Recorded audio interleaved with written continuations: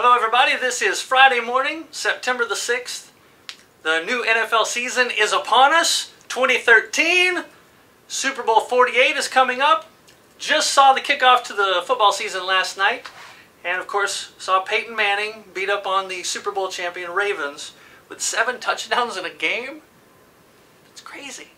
That hasn't been done since 1969. So that's my entire life of watching football. I've never seen that. And now there it is. Opening game.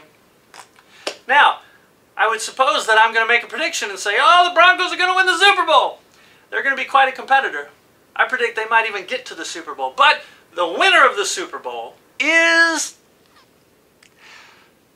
the Seattle Seahawks. What? Wow, that's a tough one to say out loud. Why? Because, well, Seattle's had a history of not really being that impressive. But holy cow, they're really good now. And their new uniforms look really awesome. They look tough, and they play tough, and they score points, and they keep other people from scoring points, which apparently is pretty handy in the NFL. If you could do a lot of that, you could probably win a lot of games. Just saying, Dallas, figure it out. Now, several years ago, they finally got to a Super Bowl, that was miraculous. And they almost pulled it off, but then they ended up losing to the Steelers. It was controversial. Why are the Steelers wins always controversial? Why is that? That's a different topic for a different video.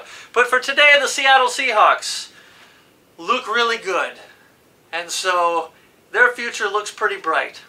But let me just say, Super Bowl 48 champion Seattle Seahawks, congratulations. Enjoy it while you can, because next year it's not going to happen. Because next year is the Cowboys year. It's got to be. Seriously? The law of probability, averages, you got to help me out here. Come on. 17 years of futility?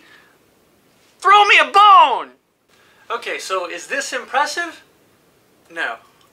Is this prophecy? Not really. You see, this is the NFL.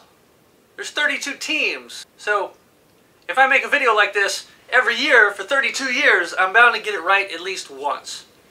But of course this year, this is the one.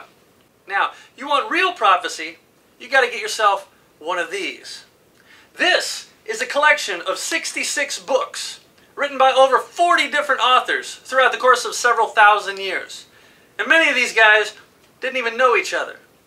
But despite that, it's an intricate, skillfully designed, integrated message system of extraterrestrial origin from outside of our time domain. A large percentage of it was prophetic when it was written, and there's still quite a few things left to be fulfilled. Now, a lot of things are coming to pass in our lifetimes, so it's time we wake up and start to figure out what's really going on. But for this video, let me keep it simple and just tell you this. Here's your prophecy. You only go through this life once. After that comes the judgment. You will have to answer for everything that you've ever done. Everything that you've ever said, everything that you've ever thought. That's right, because it's more than just your actions. It's your thoughts too. Because you see, you're dealing with God here. And He knows everything. Even the thoughts of your heart. But something else you should know about God. Yes, He knows everything, but He also can't lie. So if He tells us something, we can trust Him, even if we don't understand it. So if you're having trouble trying to understand something in here that you just can't quite grasp, or you can't comprehend it, consider the possibility that maybe, just maybe, God is more intelligent and more powerful than you are. Is that reasonable? I think it is. Why not?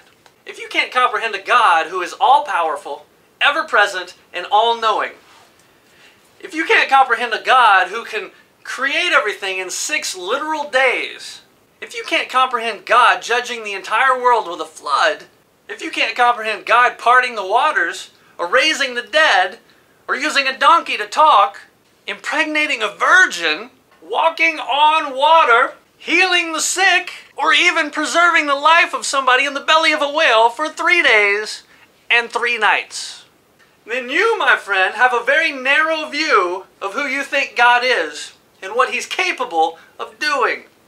You want real prophecy? Here it is. Your life will end. You will face God on Judgment Day. You will answer for everything you've ever done, said, or thought. And according to your own works, you will not measure up to God's standard of righteousness. Something will have to be done to atone for your imperfections. Now, that'll involve one of two things. Either you're going to have to pay for it with your own life, or somebody else is going to have to step in and take care of it for you. And guess what? There's only one person qualified to do just that. His name is Yeshua, the Messiah. Of course, today in our country, a lot of people like to call him Jesus. He's the only one that can bring a remedy to your legal predicament and enable you to be set free from the fate of the eternal wrath of God. You see, without him, you will have to suffer the punishment. And I don't want that for you. You don't want that for you. And most importantly, he does not want that for you. So the bad news is, you're guilty of sinning against God. You are hopelessly doomed, and there's nothing you can do about it. But the good news is, God loves you, and he wants to save you. He really does. Now this world is coming to an end real soon. How do I know that? Because God tells us in his word. And remember, he knows everything and he can't lie. So time is running out. And for a lot of you, time is running out so fast that you'll actually be dead before the end of the world. Unfortunate, but true. But here's the thing. In this game, there's no overtime. Once the whistle blows, that's it. No matter what team you play for, game over. The real losers are those who choose to deny God's free gift of salvation. Don't be a loser. Don't do it. Just turn to God today and ask him to save you. And quit spending so much of your time doing things that don't really matter. Like professional sports, stuff like that. Because there's a lot more important things going on in this world. And in the one to come. I hope to see you there. But that's all up to you because it really is your choice. Choose this day who you will serve. But as for me and my house, we're going to serve the Lord. So congratulations not only to the Super Bowl 48 champions, but to all the friends and family that cheered them on along the way. Enjoy your victory. But more important than that, go with God before it's too late.